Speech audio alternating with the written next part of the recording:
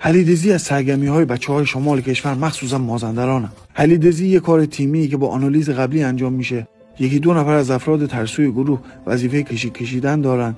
یک یا چند نفر از افراد با وجود گروه توی باغ آلوچه میکنن که علاوه بر خوردن و ملش مروش دادن جیب‌هاشون هم پر از آلوچه میکنن. به جز صاحب باغ کسی توانایی متوقف کردن حلیدز ناینه. اگر خدای نکرده گیر صاحب باغ بیفتن، حلیدز شاید کش هم بزنه. احتمال برخورد گروه‌های حلیدزی با هم داخل باغ زیاده. اگه این اتفاق در کفه همه خیواری فرار کنن.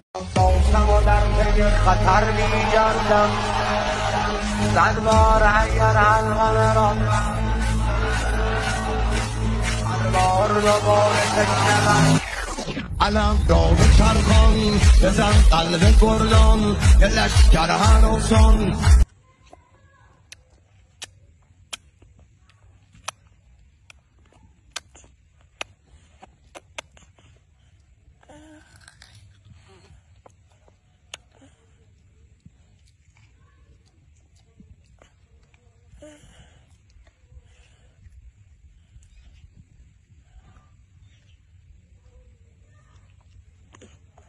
حلیدزی از سرگرمی‌های بچه‌های شمال کشور مخصوصا مازندرانه. حلیدزی یک کار تیمی که با آنالیز قبلی انجام میشه.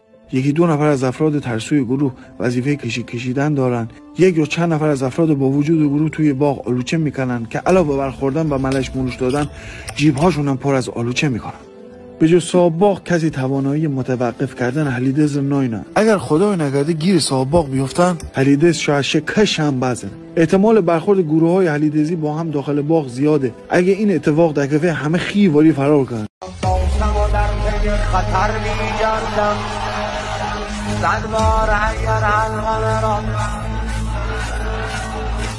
هر بار دوباره تکنم علم را به چرخان بزن قلب گردان یه لشکر هنوزان.